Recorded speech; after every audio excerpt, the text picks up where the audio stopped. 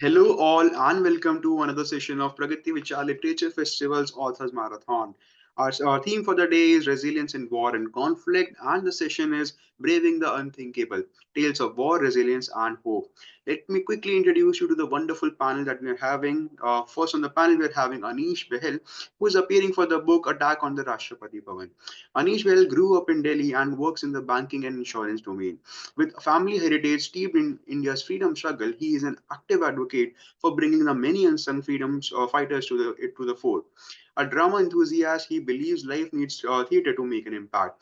Anish's debut fiction book, Attack on the Rashtrapati Bhavan, has roots in India's freedom struggle, weaving its way into the current century in geopolitical thriller. Anishi, thank you so much for joining us. Pleasure.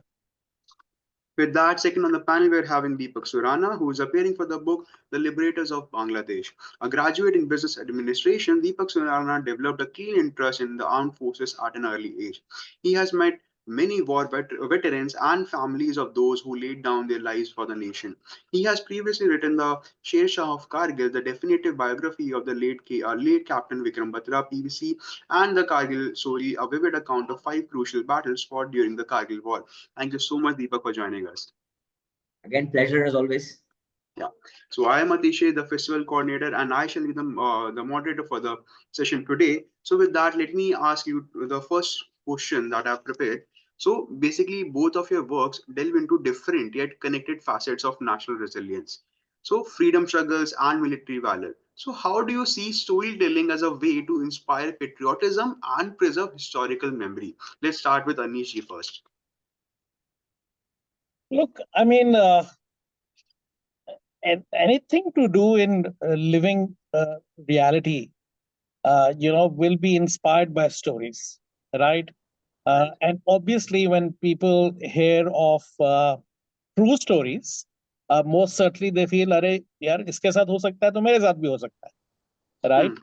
So storytelling, I do believe, is one of the most popular sources of inspiration for any activity that you want to do. You want to create patriotism, national pride, or you want to build pride in an organization or an institution.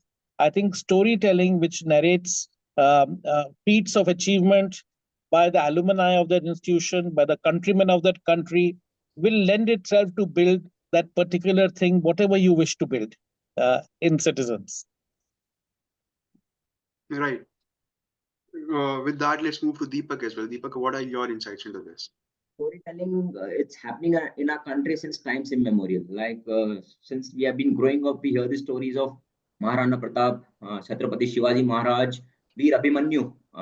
Even though that happened thousands of years ago, when we go through the pages of him entering the Chakravyu, so there is always that emotion attached to it. And unfortunately, you can say that India has been invaded from thousands of years. Like the Central Asians came in, then we had the Mughal rule, then we had the Britishers coming in. So there were no dearth of heroes. So you for every century we had a hero, and so these stories, like storytelling, as Sir said, for the grandparents and parents in those days of when there was no social media, where people could see these reels on YouTube. So these were passed on orally, generation after generation. So you see villages in Haryana and Rajasthan, every second, third house in certain villages are houses of soldiers. So there is that, that entire culture and system which builds up. मेरे दादाजी ने ये किया था. My grandfather fought in the World War. My father fought in the 47, 48 war, 65 war. So storytelling has a big impact. And I always feel that if these stories of these brave hearts of the people who have given their all for the country, if we stop telling these stories, India will no longer be free. Because, the soldiers we have at the borders all take inspiration from stories, some form or the other, you hear about, Captain Vikram Batra, written on him, Captain Anuj Nair, these Kargil heroes. They grew up to the stories of Bhagat Singh, Rajguru, Sukhdev, Maharana Pratap, Shivaji. So these stories, they actually bring in the fire in the youngsters, that our ancestors have done this for our nation, so they also feel willing to play a part in this struggle. So I think the day storytelling ends, our country will be in trouble. So it's a very, very intrinsic facet of our country, and we have no dearth of heroes. Like in India, there are absolutely, you go to any part of the country, you will find heroes. So storytelling, I'm sanguine that it will go on forever, even centuries later. So Yeah, well said. I mean, I think we're a country of the Ramayana and the Mahabharata. What are these but storytelling epics, isn't it? right, totally right. So with that, like this would be a follow-up question. So storytelling has a lot of forms. So particularly we deal with the author segment or the written segment. So what are your views on the adaptations, or you could say in a visual mode, like OTT platform or the movies. So what are your views on that? Like basically, how does storytelling differ when transitioning from a written to a screen basis? Anishi, what's your take on this? See, uh, storytelling is storytelling. Whether it's in a book or by friends around a fire, a good, and the French had a lovely word for it, which was raconteur. Raconteur was a person who is able to tell a story so well that the listener is deeply impacted by it. So, whether if you're a good raconteur, you can be writing a book, you can be sitting on a dinner table, you could be on an OTT platform or making a movie.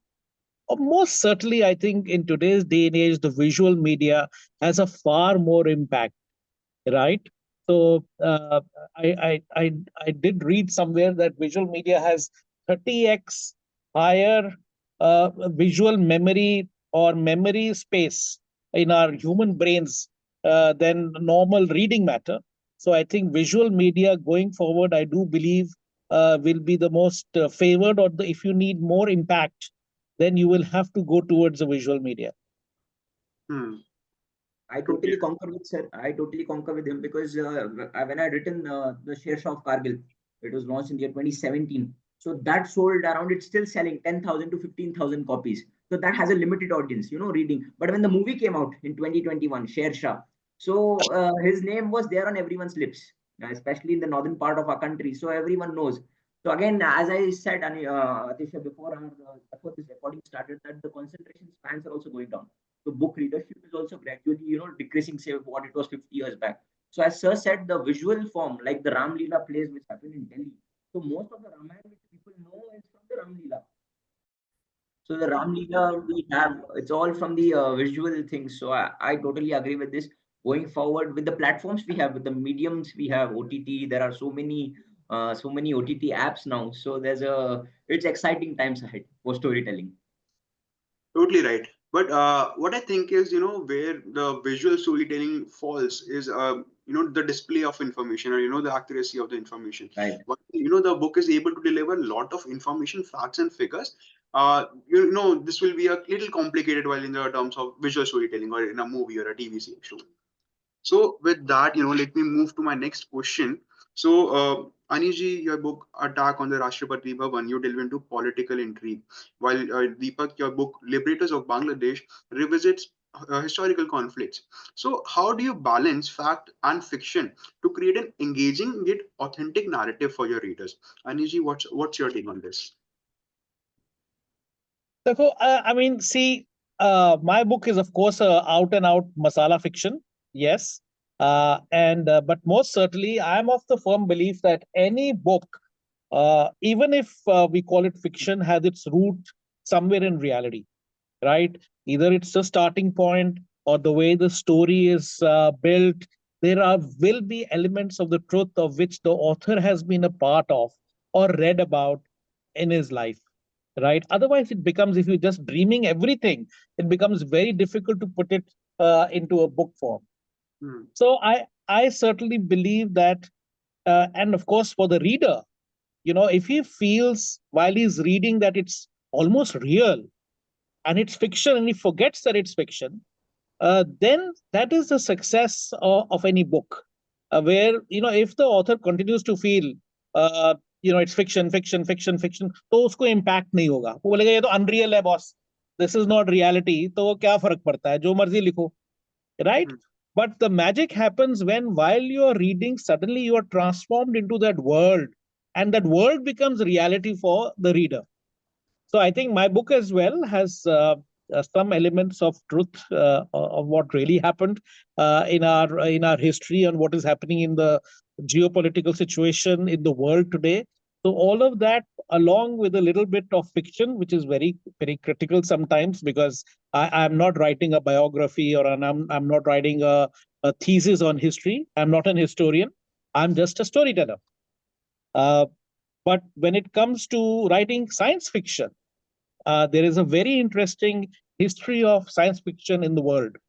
And I read somewhere that most of the modern gadgets today have their sources in science fiction of the 1950s, 60s, 70s.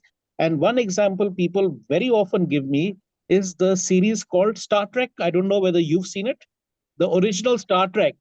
I mean, you guys are kids right now, but when I was a kid, वो एक Sunday को सुबह Star Trek used to come on the TV. That was one of the only entertainment programs we had, right? And that Star Trek series was a big hit. In those Star Trek series, there were many gadgets, etc., today that are reality. Mobile phones, spaceships, of course, the way we are visiting other small planets, etc. So it is intriguing that science fiction is actually the source of inspiration for many inventors to create modern gadgets. So that's the interesting part where truth and fiction meet reality. Very interesting point of view. So, Deepak ji, what's your take on this? So the one advice Brigadier Saab gave me was many years back, because I was going a lot into the research ke kya kaise hua. So he told me that Deepak, the first casualty of a war is truth. So the thing which happens in a battlefield, like many things happen, there are shells falling, they are calling out for medics. So you don't exactly know ki kya chal raha hai. You don't even know what's happening to a guy who's 10 meters away from you. So they told me that, take the versions of all the people who are involved in that attack. Suppose there was a platoon which was attacking of 30 men. Then use your judgment. Use your judgment and you write it in such a way that the future generations are inspired. Like that's the main objective of any military, any book on military history, because we are not out there to write just dry history. Alpha company attacked, Bravo company attacked, and the peak was captured. So that isn't our main objective. So I think for me particularly, as Sir said, he's a storyteller, but I whenever I write about a battalion or I write about a hero, so I am in a way representing them. So then I'll have to stick to the truth. There are some after action reports which the army has, the after action reports. Sometimes they have to change that also, because at the end of the day it is about conveying the right message. So yes, fictionalize a bit of the dialogues between two characters or two soldiers. That, yes, that I can take some creative liberty. But then looking, because my books go through the sieve of the ADGPI, the Indian Army. So in case there is any discrepancy in the in what I write, so they might not give me the permission to publish it. So I have to stick to the version which is told to me by the commanding officer of that battle, or the company commanders. Because when you speak to the Jawans, that's when the confusion arises, because there are 15 of them. Now everyone is a different state of mind. कि sir grenade यहाँ पे फटा था, इनको लगी, उनको लगी. So there's a lot of there's a lot of khichdi, which, and I won't blame the Jawans actually, but the officers look at it in a broader sense. They look at the larger picture. So hence I basically stick to what they tell me, even though I interview a lot of Jawans. So I combine what they say, what the officers say, and then I go by the word of the officers, because that at the end of the day, as I said, it is our motive to inspire the people who are reading the books. So sometimes you have to leave out the harsh truths. At some point, you have to glorify certain acts of certain acts, so that the right message goes out. So yeah, that's a fine balance which has to be maintained. And yeah, I personally send emails to all the officers. They have a look and they vet it for me, and then they send it back with the okay, and that's when I forward it to my publishers. Hmm. A very commendable job indeed. So, with that, let me move to my next question. So, as authors who write impactful stories, so how has your writing style evolved over time, especially when tackling subjects as sensitive and complex as war and national security? Anishi, what's your take on this? Boss मेरा तो writing style ही नहीं, मेरी तो एक ही किताब है, ये जो भी, there is no evolution. I've just finished one book, so I can't say evolution needs time. And I have this is just my first book. let's see if I get the courage to write the second one, and then let's see if the writing style evolves. I'm just coming back to one thing that Deepak just mentioned. When he was talking to the Jawans, etc., and getting real life, stories from those Jawans. So, all these, when you mention OTT media, one of the, I think, terrific mediums today is all these podcasts, right? And what Deepak did in interviewing of Jawans, etc., now I'm seeing a lot of military men do on podcasts. And it was hilarious. I was seeing one of these popular podcasts by a senior, let's not take names, by a senior person of the special forces, right? And he was interviewing two of his old colleagues of special forces. कि boss, जब हम असम में थे, हम ये करते थे, वो करते थे. So one guy says, हाँ, but we were very careful when we go out. We have to be very careful about not hitting civilians. तो अदर गाय से ये क्या बोल रहा है यार, सच बोला कर. ये कब होता था? हम तो भैया बॉस, जहां से गोली आती है हम तो बॉस चला देते थे गोलियां वहां पे, राइट? अब जिसको लगती है अब क्या कर सकते हैं, उधर से गोली आ रही है तो हम तो करेंगे रिटर्न फायर, राइट? सो वो कहता है कि बॉस पॉडकास्ट है, बोलना पड़ता है. तो so when people are in the public domain, obviously they're very conscious of how normal laymen and citizens will view them, right? And how maybe the army would also view this, right? And they may come down with strictures कि यार ये तुम क्या बोलते रहते हो public media पे. So all that gets combined. But anyways, coming back, let us see if my style evolves यार. अभी तो कुछ बोल नहीं सकते. No, sir, but I would still like to, have your inputs. So, I would say, I would put it in this way, like, what would Anish of present would say to the Anish of past, before starting the book? Yeah, frankly, this is a very tough question, yeah, because I don't think that anything has happened to me as a person. Frankly, it's not like one of those books that I've written that my personality has, or I've discovered some great revelation or some information that I've transformed myself and I'm more educated or I'm more patriotic. I don't think so that's happened. I've really enjoyed writing the book. It's an out and out masala fiction, right? It's to entertain the reader. It's to take him into a different world for the 3.5 or 4 hours.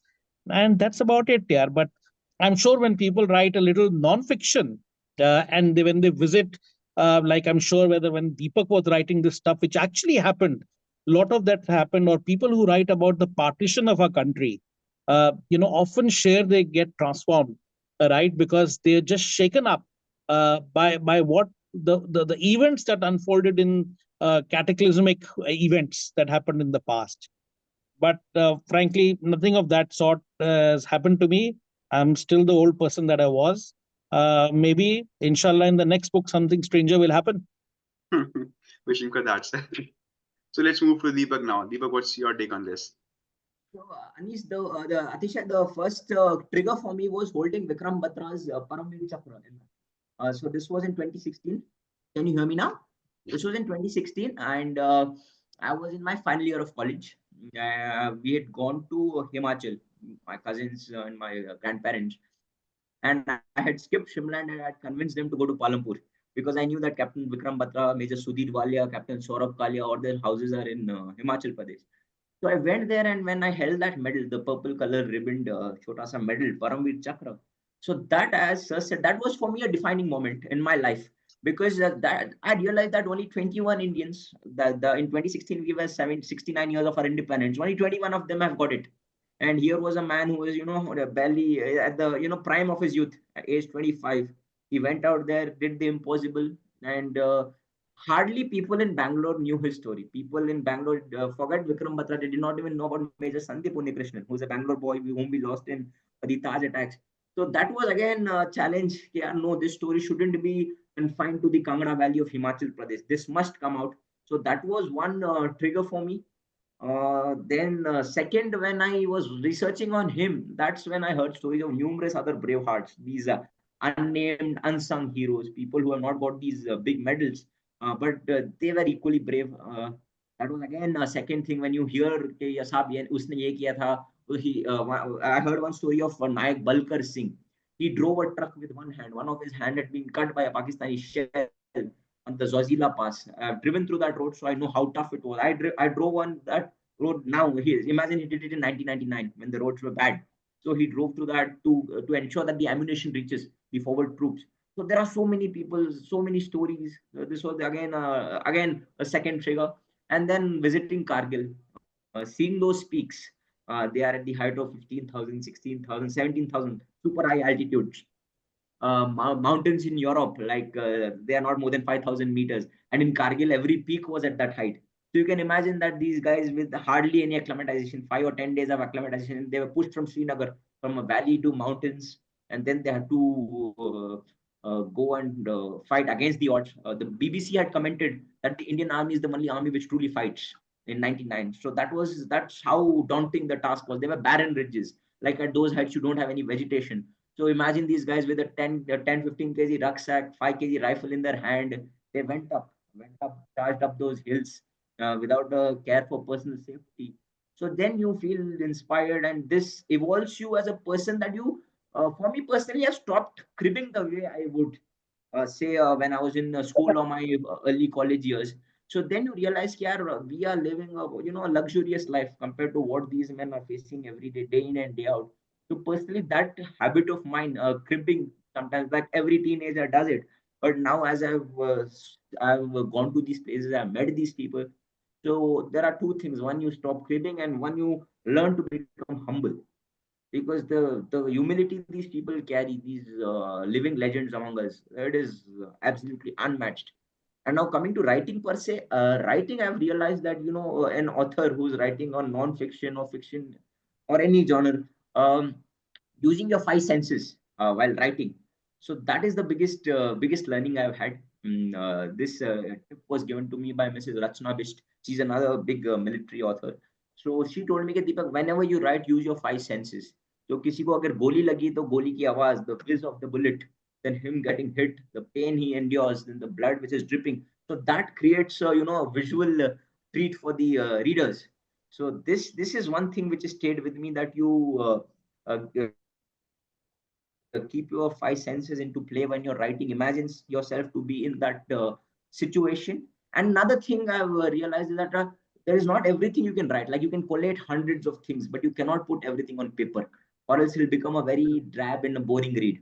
So that's another thing which I've learned over time. Hmm. If I can Such a just add, one element that was very interesting is that whenever, even if you write fiction, Mhm. and if your fiction is based on history, uh, that exercise of going through history, trying to learn more about actual history so that your reader feels that it is real, right? Because he may have read about it as a student, and then he suddenly links together and said, "Oh God, ये तो मैंने भी पढ़ा था, ये तो मैंने भी सुना था बचपन में," right? So, oh, ये तो सच है, right? And the story may be fiction. So I spent a lot of time researching Indian history between 1857 and 1912. And one thing I discovered is, strangely, that this period of history, I like to call it dark history of India, because it's totally dark in the sense there is just nothing written about. And I do believe that the English have done a master stroke and tried to destroy all written material about this period, because it was a very fearsome, scary, terrible period of Indian history, when after 1857, which was called the Great Revolt, the first revolt of independence, the British unleashed unimaginable terror in the villages surrounding areas wherever sepoy mutinies happened, right? Whether it was naval commands, army commands, other units, police stations, जहां जहां हो रहा था, वहां के surrounding villages में, it was an unimaginable terror that the British unleashed by killing men, hanging them by trees, beheading them, right? What you will only hear in World War II kind of atrocities that perhaps the Japanese sometimes perpetrated, or the Germans perpetrated on the Jews. That part of history, somebody, I do hope and pray somebody finds time to research it and write about it, because that must come to light. So these are some of the nuggets, that you come across when you do a little bit of research, even when you're writing or fiction. Right. So with that, while Anishi was telling about the atrocities that happened during that time, it comes to my next question, that is capturing the emotions. So while capturing the emotions of soldiers, spies, and historical figures requires a deep sense of empathy, how do you channel the human element into your characters to make them relatable yet heroic? Anishi, what's your take on this? Yeah. See, whenever you build a character, and I have not done any master storytelling course, so I can't give you technical or jargonish responses. But when I was building characters, you have to build their daily lives into the stories. How will uh, freedom fighters in Bengal, how would they be living? So you read about them, but you only read, right, that he displayed great bravery. अब उससे तो कोई there is no link. I don't connect to somebody like that. It's just okay, भाई बहुत बढ़िया, excellent. But when you have to build this character, you have to build with their what is called in Hindi dincharya, right? So you have to show elements to make them more human, and anybody who is very brave will have other facets of his life. He could be humorous, he could have a love angle, he would have parents, he would have lived through maybe poverty, or he may be really, really very, very well off and rich. So when you build these elements of daily life into your character, then they come out and make an impact. So this, if Deepak was a character in a book, right, then I would want to first discuss Deepak's daily lives, what he's going through, what happens when he gets up in the house in the morning, how does he engage with other people around him, and then build him up, and then suddenly bring to his main action that is part of your book, right? Maybe he assassinates a British officer, but that is only 1% of the past 60, 70 pages that you use to build a character. And I firmly believe the more built up that there is a better connect of your reader with that character. So I think you really have to bring them to life. That's what I have seen, and that's what some readers have responded to me, that the characters that I built in really well, right? And if they were in Calcutta, and if they were eating Rosagullas, but Rosagullas were made in a very different way, perhaps in those times, right? And if you bring those elements, right, then people from Bengal who are familiar with that culture will suddenly say, oh my God, my grandmother used to tell me this, right? Oh God, how did this author know this? Right? And then suddenly those characters displaying those traits become more real for them. Hmm. Right. And it would also create a sense of familiarity for the readers as well, of such cultures. Yes, yeah, absolutely. I fully agree with you. Absolutely. That's exactly what happens, right? I mean, Indian freedom fighters were also human beings, right? Right. Now I'm writing about Indian freedom fighters, but all of them have livelihoods. Some of my characters owned a cafe, right? Now it's a separate story that I researched into some of the most popular cafes in those times in 1910, 12 in Bengal, right? And Ekla Cafe was one of them, right? So now, if you write Ekla Cafe, who has been mentioned in some other non-fiction books, good readers would suddenly link up that boss is time pe aisa kuch hota tha. So anyway, that's what I believe is a good build-up, makes a character much more relatable. Hmm. Let's hear from Deepak as well. Deepak, what's your take on You this? have covered it up very well, sir. In a snapshot, you have covered it very well. Again, just another tip which was told to me by an officer of the Para Special Forces. I'm writing a book on Captain Arun Singh Jasrotia from 9 Para SF. So one of his colleagues told me that Deepak, हमको larger than life मत बनाओ. We were just like you. You know, हमारा भी जो childhood रहा है आपके जैसे रहा, normal childhood in the 60s or 70s when these people grew up. So they tell यार हमने भी वही comics पढ़ी है अमर चित्रा कथा की. We have also done the same stuff in class. We were not sadhus, or we were same. We just our training, our motivation, our dedication pushed us up to those levels. So yes, these elements, like Sir said, now even in the Kargil war, Captain Anuj Nair of 17 Jat, he was a 24-year-old officer. He was supposed to be married in the month of August. We lost him in July. So he was showing his engagement album to his force mates at the base before going up for the attack. So that's what a normal 24-year-old does. So now we show it on our mobile phones. He was showing it in in the album in the olden days, the albums where the with the major source of time pass. So they were whiling away time seeing the album, and he was telling, "Yeah, I'm getting married. Up sabko aana hai." He was telling his course mates, and 3 days later we don't have him with us. Captain Vikram Batra, again, he gave his famous tagline, "Ye Dil Mange More." So, sir will be very well aware that in "Dil Mange More" was was a slogan of Pepsi. During the 1999 Cricket World Cup, we had Shah Rukh Khan and Sachin Tendulkar using this slogan, and people actually they see the ad, and that ad stays with us. So, Vikram Batra was again a 24-year-old. He would have seen that ad somewhere in Kashmir.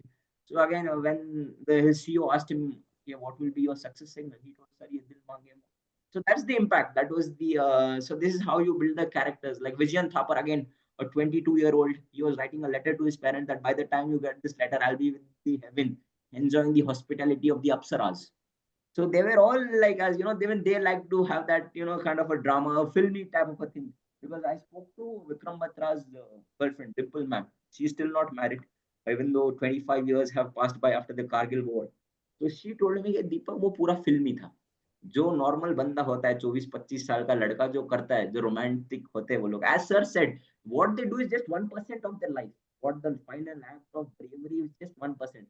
Everything else, their training, their education, their personal life, that's all. That is what it takes to build a character. What happens on the battlefield? Some people get brave situationally. Some people suddenly become braveheart. Some people have that in them. So that again, I think I can go on and on because there are so many people have researched about. And one instrument which I use a lot for my research is the letters which these people write from their training days. So you get a sense of their character. Fortunately, the families have preserved these letters even after so many years. They are in the correct form, and they have written back. As a matter of fact, yeah, tera job interview ka kya hua? What happened about your job interview? You are going to do this and that, and a few days later, he's gone. That person is gone. So when you see this, so Captain Saurabh Kalia's letter, so now I realize that those days the bonds were stronger, sir. I think you'll agree with this because those days, even though you were not in constant touch, bonds between people were much stronger. Saurabh Kalia in his last letter, he's asking about his Tayaji, he's asking about his Mosaji, about his Buaji, he's asking about everyone in one letter. So these things, when you add these elements in a book, about when you're writing about a certain character, so that adds a lot of meat. The one last example I would like to share is Major Padmapani Acharya. He's a Mahavir Chakra. We lost him in Vijay. His daughter was born 3 months after we lost him. We lost him on June 28th, and Aparajita, his daughter, was born on September 14th. So, in one of the last letters back home, is written to his father, who was also a retired Air Force officer, that war professional hazard. No, death is a professional hazard in our profession. Death is a professional hazard, and read a verse of the Bhagavad Gita to my wife every day, so that the child which is going to be born, he or she imbibes the great virtues. So these they think about their family, and they are not killing machines. These heroes, they think their families are constantly in their mind, like before the attack and after the attack. It is only during the attack when they think about the objective. Before and after, so it is always about the family. 110% this runs in your mind because you are away for even 1 hour. 1 hour, if you're supposed to reach home by 9, if you reach home by 11, your mom gets worried. So imagine in those days when there were no cell phones, when there was nothing whatsoever. So these elements, when a writer adds them up, when he collates Yeah. background stories, so it adds a lot of meat. Like one Jawan, Sunil Kumar, he's still there with us. He was 21 when the Kargil war broke out. So in those days, salaries was given in the form of cash to the soldiers. So when he was climbing up the peak, he had a bundle of 5,000 rupees in his wallet. And Sunil Kumar's only thought was that अगर मेरे को कुछ हो गया, so how will this money reach my parents? So when these stories are added up, so it adds a lot of value to the story. Hmm. No, thank you so much, Deepak, for sharing such inspiring stories with us. So, with that, I will move to the last question for the day for both of you. So, my first question is for Mr. Anish. So your book Attack on the Rashtrapati Bhavan is a geopolitical thriller that blends fiction with India's historical context. So what inspired you to anchor such high stakes story in a symbol as iconic as Rashtrapati Bhavan? And what message do you hope to convey to the readers? See, I'm a Fauji brat, which means, I mean, my dad was with the forces. So I grew up listening to a lot of the stories of the armed forces, and my uncles were all they were also with the armed forces. Uh, Coupled with that, I was very fond of at least reading about Indian history. Uh, and then a chance encounter with somebody in military intelligence in a flight, right? And just a casual discussion with this person, it was just like a like a bulb going off. Frankly, I said, "Oh my God, what a terrific point this is, and what if this could transform itself into a story?" Right? Maybe this happened, didn't happen. So then I started doing a lot more research first with Indian history into the Parliament House, what happens at the presidential house, the Rashtrapati Bhavan, how was it built, why was it built, and there were many interesting facets that we generally don't read in history books because people think it's trivia. And I mean, just anecdotally, I can share one trivia that I brought out in the book is that the Rashtrapati Bhavan has basically two blocks. One is the main body, and the other is North and South block. If you are in Delhi, you would have heard about it. Now, the North and South block and the Rashtrapati Bhavan were designed by different architects. People usually say, "Oh, Delhi was designed by Edward Little's." But when you go and read history, they were not really very happy with the style of Edward Little's. So they appointed a guy called Howard Baker, right, who had a little different African influence in his architecture detail. But there were two architects who worked on building these three buildings, right? Now, coupled with this, I have used these characters in the book and soon some fiction around it. So when readers read this, one of the readers wrote to me that, "Boss, when I read Howard Baker, I said, ye jhoot bol raha hai." But when I Googled Howard Baker, sure enough, there was a second architect. So I said, "Yaar, is this fiction book or is it non-fiction?" So after that, everything starts feeling real. So at least in my writing style, I love doing that. Right. So I think that is mixing up fiction and reality, which sometimes then people actually end up thinking it's reality. Right. So I love doing that. So that's what I've done in the book. Frankly, message at least I got, and maybe readers will get, is that there are far many more personalities who contributed to our freedom struggle. History has not been kind to them, right? Not many people know of the contribution of, for example, Shri Aurobindo Ghosh, right, to our freedom struggle. Some may know, most people in Bengal may know a little bit, but all India, I doubt. So I think those are, and there are many more. There'll be hundreds of more such contributions. I think history has to be rewritten so that we are fair and we give such personalities their due for what they contributed to society. And the other thing that I was very proud to research is the kind of work our country has done in the entire geopolitical situation around the world in the last maybe 20 years or so. We have transformed ourselves, Hmm. completely transformed ourselves in terms of use of technology, presence in other countries, the diplomacy involved in managing relationships with other countries, right? I think that is incredible. And I'm sure we will see far more visual OTT storytelling around this in the future. But I feel these are gaps in history.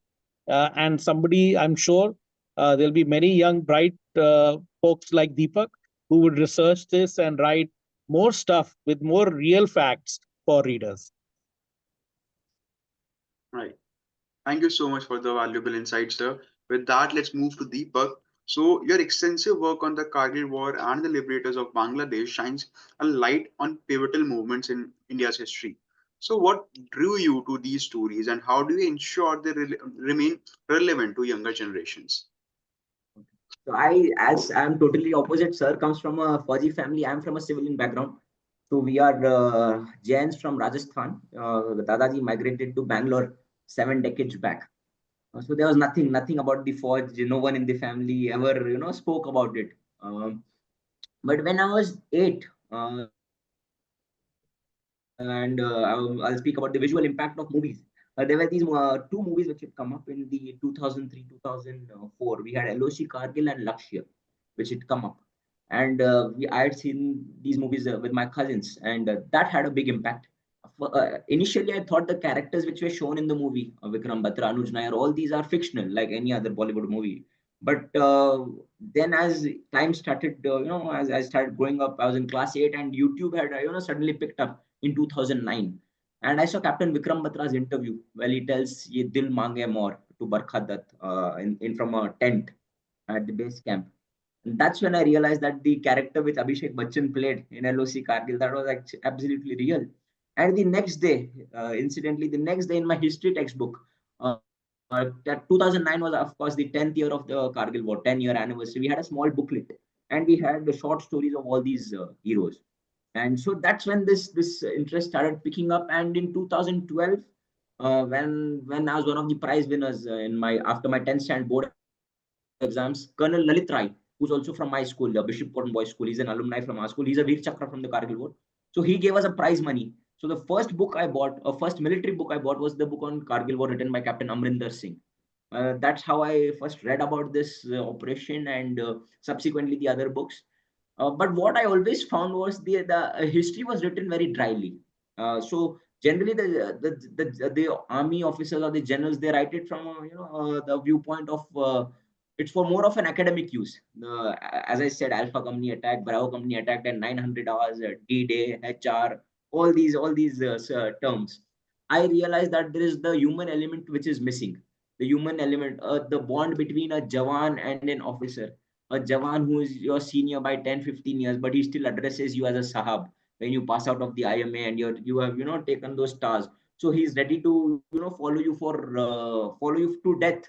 These bonds I wanted to bring them out, and that was the main reason for writing another book on the Kargil War, because there are many written. There are numerous books on the Kargil War, like some were written immediately in the aftermath of the war, some subsequently in the mid 2000s. But as I said, I found this human element missing. Like there are so many stories where you see an officer from Northeast, Lieutenant Nike Zaku Kengruze. No, people can't even pronounce his name. He was a Naga, Nagaland, and he was commanding troops from Rajputana Rifles. They were from northwest part. So you just imagine the diversity. They couldn't even pronounce his name. They would call him Nimbu Sab. So his pet name was Nibu. They would call him Nimbu Sab. So when this officer removed his boots at that height and he started climbing the peak, these Rajput Jawans, the slogan of Raja Ramchandra ki Jai, they opened their boots and they started following him. So if this doesn't inspire you to do something for them, write something about them, then I think nothing can. Because there are so many hair-raising stories we hear, like not only Kargil, before Kargil, after Kargil, like in the 71 war, the latest book which I wrote, there was a 22-year-old officer, Second Lieutenant Umesh Gupta. He was the sole breadwinner for his family. His mother was a widow, and he had three younger sisters. And he gave his all for the country, fighting it out there. And unfortunately, his mother did not even receive his mortal remains, because sir will know that in those times, in during those wars, 65, 71, the bodies were cremated. Our heroes were cremated on the battlefield. Their remains weren't sent back home. So if these stories of sacrifice, the ultimate sacrifice, don't inspire you to do something, write something about them, be a medium to, since God has, I always feel that God has chosen me. There must be some previous karma that He's chosen me as one of the mediums. There are so many of them doing this work. One of the mediums to bring out these stories. And the main objective for which I write is, as sir will agree, that the authors don't earn a hell lot of royalty. So there must be some different motivation to write these kinds of books. So my motivation is always that even if one youngster, one boy or a girl reads this book, gets inspired and joins the army, my job will be done. And I'm glad to share that quite a few of them message me on Instagram ke, Bhaiya, we have cleared our SSB, we are joining the academy. So that gives me the ultimate thrill. that at the end of the day makes you sleep well. These are the things which I particularly wake up every morning. I write these stories for this. This is my main objective, to bring out these stories. Hmm. Such a commendable initiative, Deepak. Thank you so much for sharing this with us. And with this, we are at the end of the discussion. Thank you so much, Anishji and Deepak, for joining us and sharing your valuable insights with us.